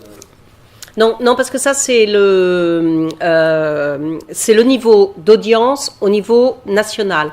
Or, il y a eu un système, parce que vous avez tout à fait raison, ça posait le problème de la représentation des entreprises de moins de 50 salariés. Et donc, il y a eu un système pour s'assurer des voix, en tout cas démocratiquement, des travailleurs des petites et des très petites entreprises où il y a eu des systèmes de vote qui étaient des systèmes sur liste syndicale, donc sur nom de syndicat. Donc il y a eu un suffrage qui a été spécial, extérieur aux entreprises, qui a évidemment, et donc on se demande comment est-ce qu'on va faire la prochaine fois, qui a évidemment donné lieu à un pourcentage de vote extrêmement faible. Les travailleurs des petites, enfin des entreprises de moins de 50 salariés ont pu s'exprimer. En tout cas, ça a été mis en place également. Ça a coûté extrêmement cher pour un résultat en nombre de votes quantitatif très faible. Parce que les élections prud'homales, c'est aussi une représentation syndicale et qui est aussi valable que celle-ci. Oui. Parce que normalement, même s'il n'y a pas de syndicat, si les gens ne sont pas organisés, les élections prud'homales permettent à l'employé d'exprimer son choix. Sauf que vous savez sans doute que... elles n'ont pas été prises en compte, mais surtout, vous savez sans doute qu'elles sont très mises en cause actuellement. On ne les a pas organisées, parce que là aussi, ça coûte sur le plan national très très cher. Non, ça coûte 91 millions. Et oui, mais par rapport au problème, l'un des gros problèmes, c'est là encore la mobilisation des travailleurs. Et je le regrette très sincèrement parce que je trouve que les travailleurs en France ne se mobilisent pas suffisamment. Si on veut avoir des droits, si on veut être défendu, il faut se mobiliser. Alors évidemment, moi depuis mon petit poste d'universitaire et en plus étant fonctionnaire, j'ai beau jeu de dire ça, mais en tant que travailliste, oui, sincèrement. Le problème qu'on a donc en France, c'est que il y a... Je ne crois pas que ce soit une démotivation, je crois qu'il n'y a jamais eu de motivation, c'est-à-dire qu'on a un syndicalisme militant et on a une mutation. Ce que j'ai essayé de vous expliquer ce soir, c'est qu'on a un paysage de la représentation collective qui est en pleine mutation. Or, quel est l'intérêt, en plus dans le contexte économique qu'on connaît, quel est l'intérêt pour des travailleurs français de se syndiquer ? Alors que parce qu'on a toute cette culture du syndicalisme militant, de l'autre côté, on a également la culture de la méfiance patronale. Qui est-ce qui cherche des syndicats ? Les grandes entreprises. Et dans les grandes entreprises, vous avez des délégués syndicaux. Parce que les directeurs des ressources humaines des grandes entreprises, ils savent que s'ils veulent avoir de l'ordre, il faut qu'ils négocient, il faut qu'il y ait des négociateurs expérimentés. Mais dans les entreprises de taille moyenne, et j'ai justement, ce soir, je regardais des chiffres, il y a actuellement à peu près moins de 40% moins de 40% des travailleurs qui seraient représentés par, un peu plus de 40%, en tout cas moins de 50%, qui seraient représentés par des délégués syndicaux, c'est-à-dire qu'il y ait des délégués syndicaux dans leur entreprise. En revanche, il y a 95% des travailleurs français qui sont couverts par les conventions collectives. Dans beaucoup de pays, c'est pas tout à fait ça, mais les chiffres sont quasiment inversés. C'est-à-dire que dans beaucoup de pays, vous avez des pays qui sont fondés sur le droit civil classique, vous avez un vrai système de représentation. C'est-à-dire que si vous n'êtes pas adhérent du syndicat, la convention collective, qui contient quand même toujours des avantages, la convention collective ne vous est pas applicable. Ah, c'est motivant ça. Vous allez dans les pays du nord de l'Europe. On a tellement vanté le nord de l'Europe. Puis alors chez eux, au moins, il y a 80%, 85%. Moi, ce que je me suis toujours demandé, c'est pourquoi il n'y a pas 100% chez eux. Parce que la caisse de chômage, c'est vrai, elle fonctionne bien, et non, machin, mais elle est alimentée par le syndicat. C'est-à-dire que vous allez aller à l'organisme de l'équivalent Pôle emploi qui s'occupe du chômage de votre syndicat. Et donc, c'est les caisses du syndicat, alimentées évidemment par les cotisations des adhérents, qui vont gérer. Les mutuelles sont des mutuelles de syndicats, etc. Alors ça, on les appelle des syndicats de gestion. Mais nous ne sommes pas du tout dans un système, depuis l'origine, de syndicats de gestion. On a des organismes paritaires, la sécurité sociale, encore en tout cas les organismes de chômage, où là on est dans des systèmes paritaires et donc dans des systèmes de négociation. Donc au niveau des négociations, oui, mais après, avec nos systèmes, en particulier, c'est pour ça qu'il fallait que je vous explique l'extension, avec le système de l'extension, la convention collective, elle s'applique en fonction de l'employeur. Donc moi, que je sois un syndicat ou un autre, ça ne change rien. Et en plus de ça, il y a encore l'autre filet de sécurité qui est l'extension. C'est quasiment du réglementaire. Donc c'est la loi qui protège. Voilà. Donc voilà. Alors sur les prud'hommes, ce que je voudrais rajouter, c'est que le problème, on y avait pensé évidemment à prendre les chiffres des élections prud'homales. Sauf qu'actuellement, ce qui est mis en cause, ce sont les élections prud'homales elles-mêmes, parce que avec le petit nombre de suffrages qu'il y a aux élections prud'homales, on se pose des questions. Et vous le savez sans doute, les juridictions, une fois on pourrait parler des juridictions, la juridiction prud'homale est actuellement très mise en cause. On n'est pas du tout sûr qu'elle soit maintenue, même ne serait-ce qu'à moyen terme. Et les élections au prud'homme ont été déjà reportées. Et on ne sait pas s'il y en aura d'autres. Oui, bien sûr. Mais les élections au prud'homme, je veux dire, elles ne sont pas organisées comme elles auraient pu l'être. On ne donne pas, si on donnait une demi-journée à chaque employé pour aller voter, vous avez dit que ça coûte 91 millions d'euros une élection, mais on a donné à EcoMove 4 fois plus pour récolter de l'argent pour l'État, pour les portiques. Donc pour certaines choses, on peut donner 4 fois plus que pour des élections prud'homales. C'est pas une histoire de sous, c'est qu'on veut vraiment supprimer politiquement une certaine représentation, faire en sorte que les ouvriers, l'ensemble des employés soient encore plus difficilement amenés à s'exprimer.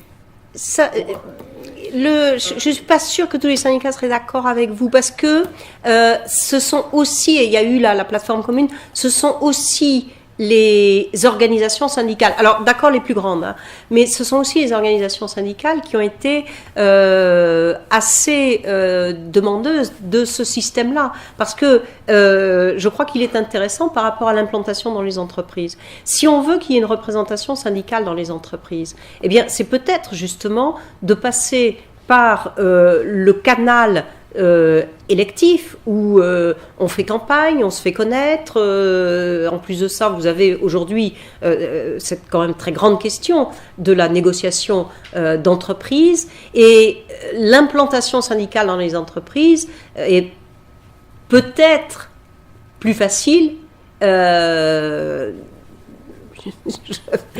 J'ai cité, je vois que vous n'êtes pas d'accord, mais effectivement, mais en tout cas, peut-être plus efficace pour les syndicats que les prud'hommes. Les prud'hommes, ce que montre aussi le problème des élections au prud'hommes, c'est que les salariés, tant ils n'ont pas besoin des prud'hommes, ils s'en sentent assez éloignés, et aller voter pour des listes sur lesquelles on ne connaît personne, bon, enfin on connaît ça dans les élections politiques, hein, aussi, il y a certaines élections qui mobilisent plus que d'autres.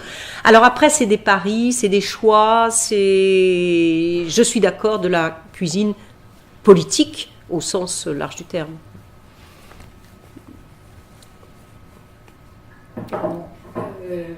Pour l'avenir, il y a 300 faire. Alors moi, je pensais notamment tous les salariés, enfin, les employés qui travaillent dans des sociétés, chez les petits artisans, les intérimaires, qui n'ont pas de syndicat. Certes, il y a des... Mais donc, ceux-là, les heures supplémentaires ne sont pas toujours payées, les pauses, quand il fait chaud, pour boire, ne sont pas qu'ils finir la journée déshydratés, etc. Que font les syndicats pour voir ce qui se passe dans ce genre de société? Et puis, autre chose aussi, on a un exemple emblématique qui est le port du Pirée, qui a été acheté pour un tiers, je crois, ou 2 tiers, je ne sais plus, par les Chinois, où là, les syndicats ne rentrent pas, où il n'y a plus de code de travail du tout. En sachant qu'en France, je ne sais pas si le Havre a déjà été acheté, enfin on en parle que ce soit le cas.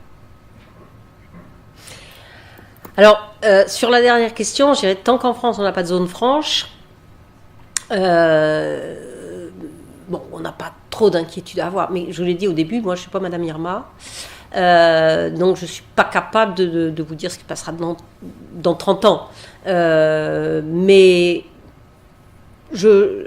le problème du port du Pirée, il est évidemment lié au problème grec et à un problème économique beaucoup, beaucoup plus profond, avant même d'être grave, que ce qu'on peut connaître en France.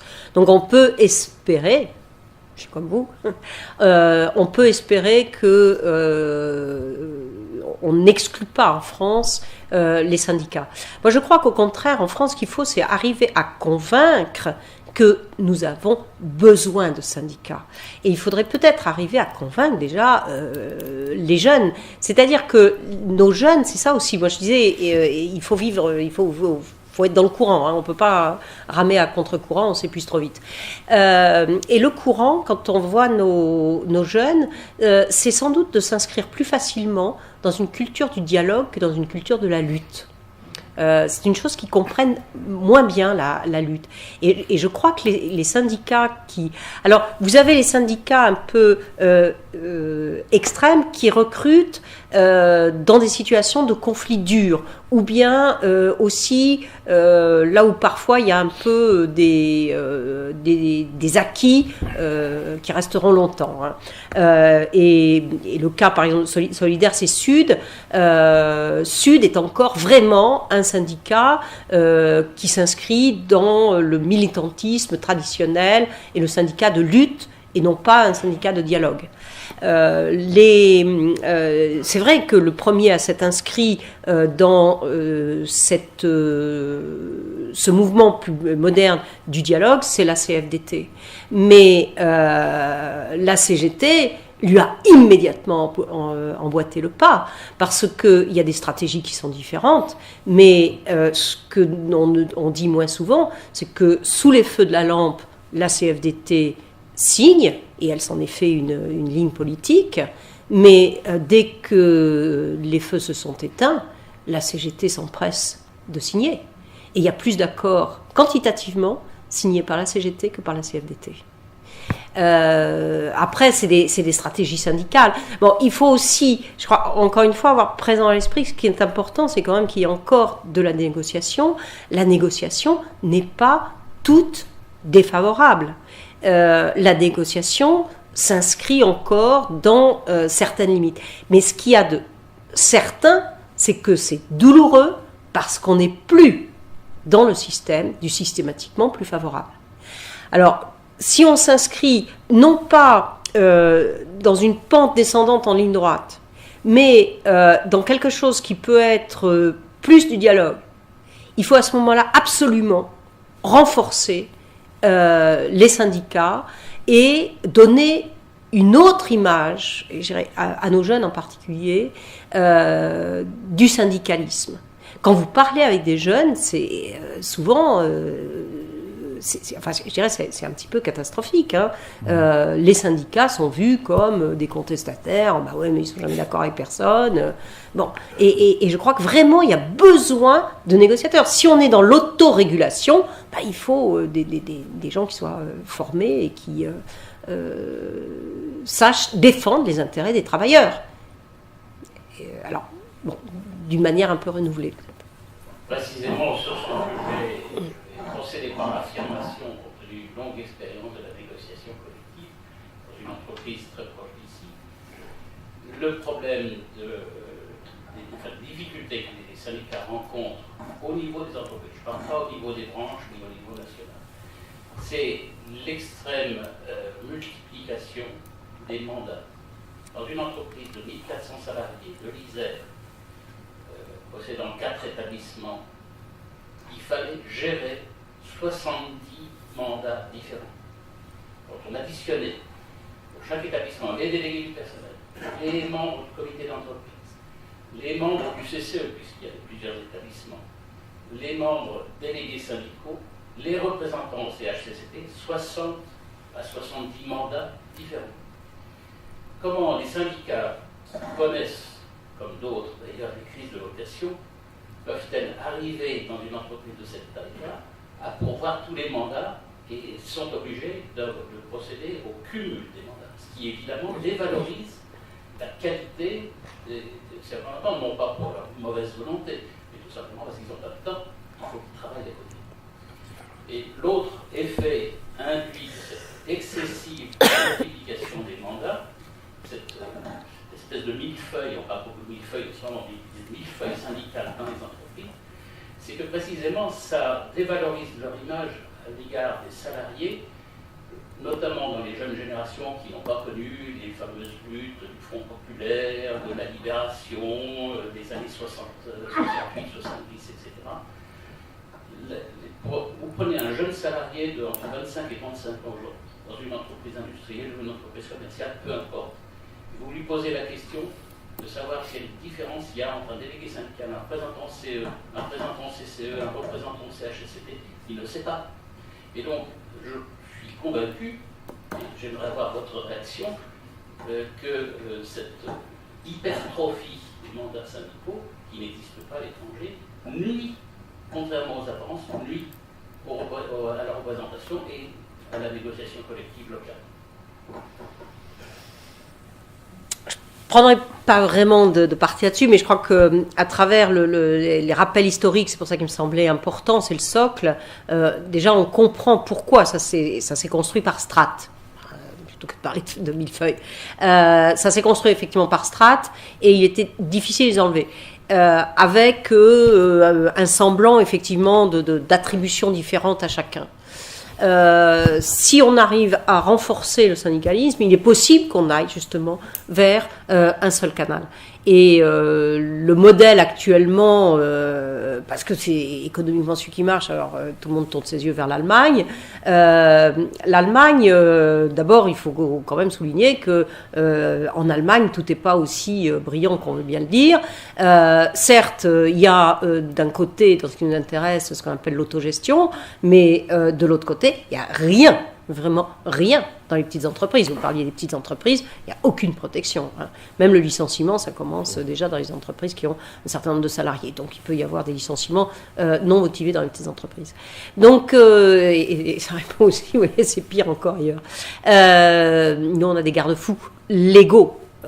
La question de la réalité est parfois différente. Mais peut-être que si on a... c'est un peu le pari que font les syndicats qui négocient dans ce sens-là. Le pari qui est fait, pour le moment, on n'a pas de résultat. Et je lisais le dernier rapport, très intéressant, le rapport sur la négociation collective. Il y a un rapport annuel sur la négociation collective, le prochain sortira au mois de juin. Et c'est une mine de renseignements. Mais dedans, on dit bien que c'est encore trop tôt pour juger des retombées, par exemple, en termes de véritable audience syndicale, donc de syndicalisation et d'implantation syndicale. C'est encore trop tôt de dire si cette loi de 2008 a effectivement permis de renforcer la présence syndicale et le poids des syndicats dans les entreprises.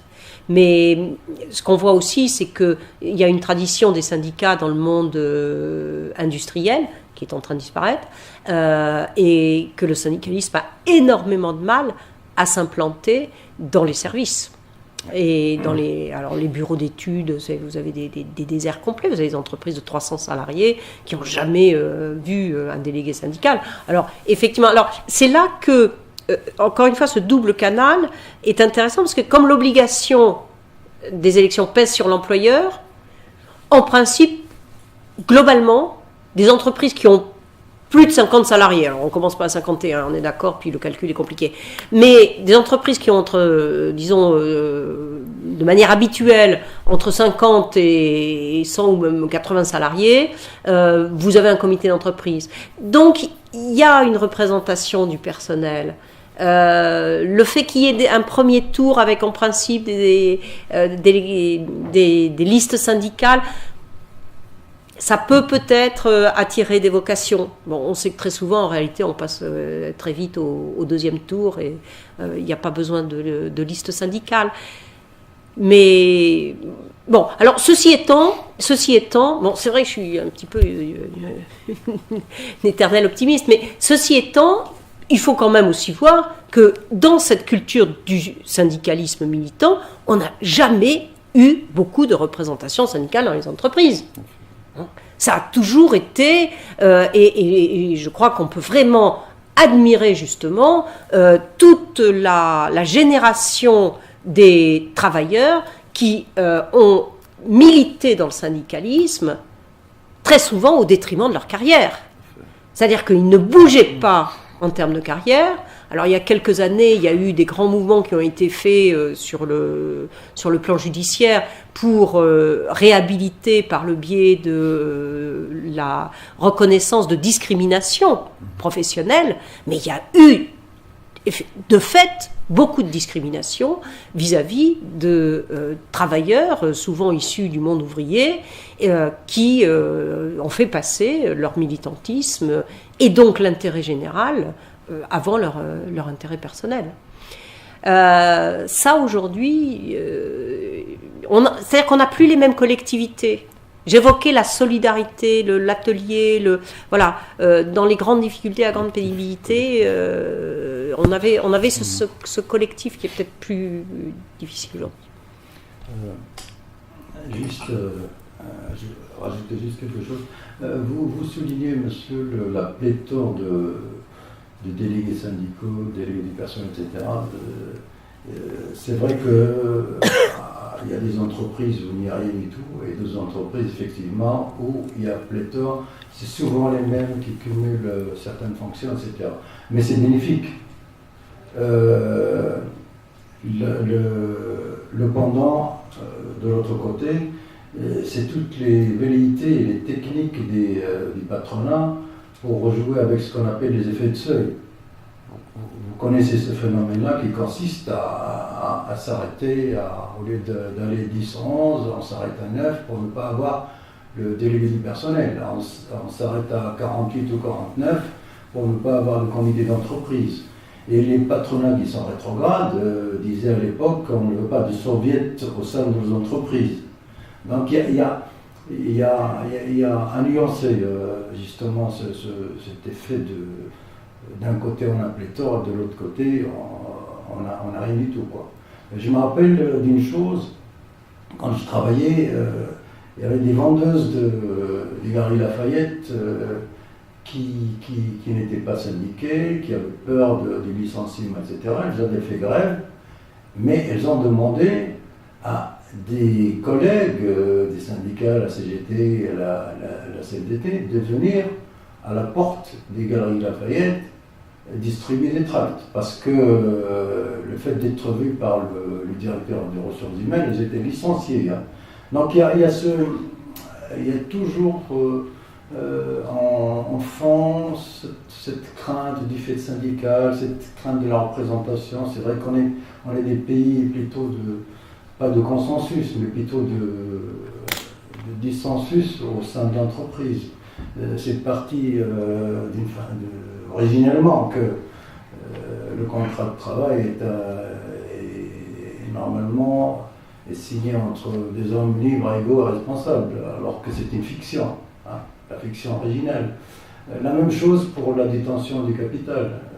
Le travail est considéré comme un rajout, comme quelque chose qui permet de quelque chose, non pas comme partenaire. J'ai aussi été très très sensible à votre refus de parler délibérément de partenaires sociaux.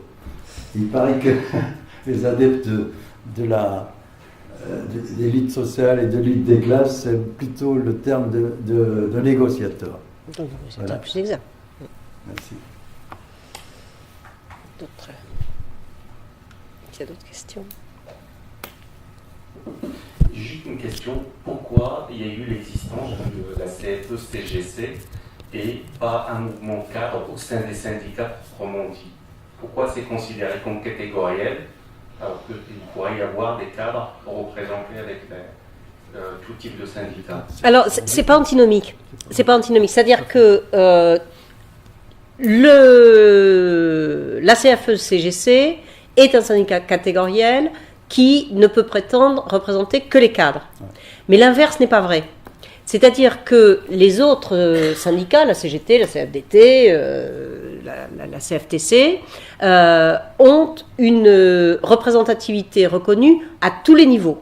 Ce qui veut dire que si on négocie un accord qui concerne les cadres, eh bien, la CFDT, CGT, enfin tous, là, vont négocier et pouvoir signer. Et alors, ça me permet d'ajouter tout de suite un point très important que je n'ai pas eu le temps de dire, c'est que dans cette loi de 2008, vous avez la question de l'audience syndicale, donc, qui est mise, donc nouveaux critères de représentativité quantitatif, et de l'autre côté, parce que ça marche toujours ensemble, ce tandem syndicat-négociation, de l'autre côté, une convention collective pour être valable et pour éviter l'effet des accords minoritaires que j'évoquais, eh bien une convention collective n'est valable et donc ne peut entrer en vigueur que si les signataires représentent au moins 30% des critères d'audience. On peut dire par exemple que actuellement, alors bon, c'est pas tout à fait exact, mais si on prend si on prend le chiffre des 10%, vous avez la CGT qui à elle seule peut engager la validité de l'accord, alors que la CFDT ne peut pas. Alors en réalité c'est faux, parce que, en tout cas c'est faux, l'image est juste, mais ici concrètement c'est faux, dans la mesure où je vous donne des résultats nationaux et que si vous avez une négociation au niveau national, la condition... la condition pour l'accord, c'est 30%. Non, la condition pour l'accord, c'est 30%. La représentativité, c'est 8%. Excusez-moi. J'ai un peu tard, hein, j'ai le droit d'être fatigué. Donc, la condition au niveau national, c'est bien les 30%, comme au niveau de l'entreprise. Donc, actuellement, la signature de la CFDT seule ne suffit pas. Mais la signature de la CGT seule pourrait suffire. Alors après, vous avez des alliances qui vont devoir se faire pour arriver à ces 30%. Mais il y a un deuxième critère. Qui est que il faut atteindre le seuil par rapport aux signatures, donc de 30%, et que les autres syndicats ne s'y opposent pas, syndicats qui représenteraient à eux seuls 50%. Alors, on continue nos calculs, même à cette heure-ci. Vous prenez la CGT, on va faire de la fiction. Vous prenez la CGT qui signe seule. Eh bien, ensuite, vous n'avez aucun syndicat qui, à lui seul, fait 50%. Donc, s'ils ne sont pas d'accord, eh bien, et qui veulent s'opposer, parce que vous avez un jeu politique derrière une stratégie, eh bien, il faut que vous ayez au moins 3 syndicats, c'est les CFDT, FO et la CFTC, qui, ensemble, exactement, donc fassent savoir qu'elles s'opposent. Et derrière ça, il y a des jeux, et si ça existe de cette manière-là, c'est par rapport à ce que je vous expliquais tout à l'heure. Vous avez un syndicat qui signe, l'autre qui dit « moi je ne signe pas maintenant », mais qui ensuite va adhérer. Donc il ne s'est pas opposé, parce qu'il n'est pas d'accord avec tout, mais il n'est pas non plus en opposition avec tout. Donc, dans un premier temps, il ne signe pas, il ne s'oppose pas, et plus tard peut-être qu'il adhérera. Parce qu'il y a quand même aussi des avantages à être partenaire dans une... à être partenaire à ce moment-là, dans une convention collective. Alors, donc, pour finir sur le syndicat catégoriel, le syndicat des cadres n'est représentatif que par rapport à cette catégorie-là. Et donc, les dispositions qui concernent les cadres, ou un accord sur les cadres, eh bien, est valablement signé par le syndicat des cadres. Mais si c'est un accord qui concerne tous les salariés de l'entreprise, eh bien, on va devoir compter autrement, ou si c'est un accord qui concerne tous les salariés, là, le décompte va être différent. Sans oublier que le mot cadre est une particularité bien française. En Allemagne, en Italie ou en Espagne, il n'y a pas de syndicat cadre. Le mot cadre n'existe pas. On est ingénieur, on est chercheur, l'encadrement n'existe pas. C'est bien ça ? Oui, mais en France, ils sont rentrés dans le Code du travail en 1998. Madame Aubry les a mis dans le Code du travail, avec des particulier par rapport au temps de travail. Donc c'est devenu une catégorie, ce qui était une catégorie une caisse de retraite est devenue une catégorie de travailleurs dans le Code du travail. Le chiffre que vous me présentez là, j'ai devancé l'observation que je vous ai faite la première séance en vous disant que le droit français, le droit du travail est un droit minoritaire. On le retrouve finalement là dans le topo que vous venez de nous faire. Un droit minoritaire, non. Il est signé par. Il y a encore quand même largement signé par des représentants syndicaux qui sont sous-représentés par rapport à la population salariée, etc. C'est ce qu'on appelle le droit minoritaire. Je suis pas d'accord. Je suis pas d'accord et vous allez très vite être pas d'accord avec vous-même, parce que vous êtes convaincu qu'il y a précisément une certaine représentation naturelle des syndicats de par leur objet social. Donc, mettre ces critères d'audience liés à l'élection, c'est justement souligner le fait qu'on veut faire croire qu'ils ne sont pas représentatifs de tous. Mais là, il y en a certains qui doivent se retourner dans leur tombe, parce que la vocation des syndicats, c'est de représenter tous les travailleurs. justement. Donc, non, ce droit qui a été largement conquis, il a été conquis pour une majorité. C'est vrai mais c'est vrai partout, les militants sont minoritaires. Mais ça, je crois que tous les progrès sociaux dans tous les pays, eh bien, on doit en remercier des gens qui sont minoritaires. Et vous allez avoir un exposé sur les populismes, ben, c'est intéressant. Le populisme est peut-être plus dans la majorité, mais moins dans les avancées sociales. Non, je crois qu'effectivement... alors, c'est vrai que dans beaucoup de pays, vous allez avoir cette notion de la majorité.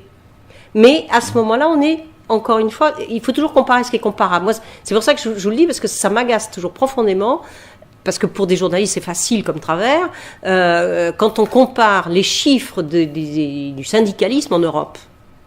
Mais qu'on compare ce qu'il y a derrière. On ne peut pas comparer le syndicalisme, mais même en Belgique, hein, vous n'avez pas besoin d'aller loin. En Belgique, ben oui, mais ils sont très inquiets dans tous ces pays-là, parce qu'ils ont la même désaffection syndicale. Mais chez eux, elle est encore plus inexplicable que chez nous. Et ils sont très admiratifs quand il y a des rassemblements syndicaux. Ils sont très admiratifs, parce que ils disent, bon, nous on a beaucoup plus d'adhérents, mais on serait incapable de faire descendre 2 millions de gens dans la rue. C'est de gens qui ne sont pas syndiqués. J'évoquais le CNE tout à l'heure. Vous vous rappelez quand même les grandes manifestations, parce que c'est peut-être les très grandes les grandes manifestations, les dernières grandes manifestations sociales qu'on ait eues. Mais ça a fait descendre bien au-delà des gens qui étaient syndiqués. Si on avait demandé leur carte de syndicaliste aux gens qui étaient dans la rue, ben, il n'y en a pas beaucoup qui auraient pu le présenter.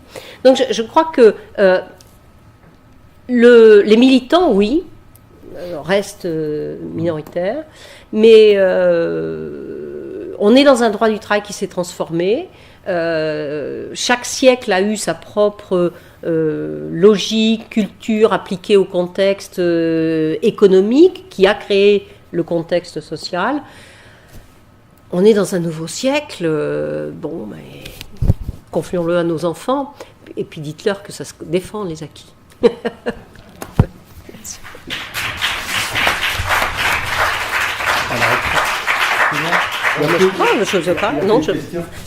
C'est bon. Alors, je tiens à remercier en votre nom tous Madame Escol-Vergnol pour son implication très, très, très forte dans ce cycle enrichissant pour nous. Un cycle très complet finalement, parce qu'on a eu droit à 3 conférences. On a eu des droits positifs, hein, c'est pas des concepts abstraits. On a eu une ébauche de droit international, de droit local, etc., pour finir par les conventions collectives. En votre nom, je renouvelle mes remerciements et merci à tous. Bonne soirée.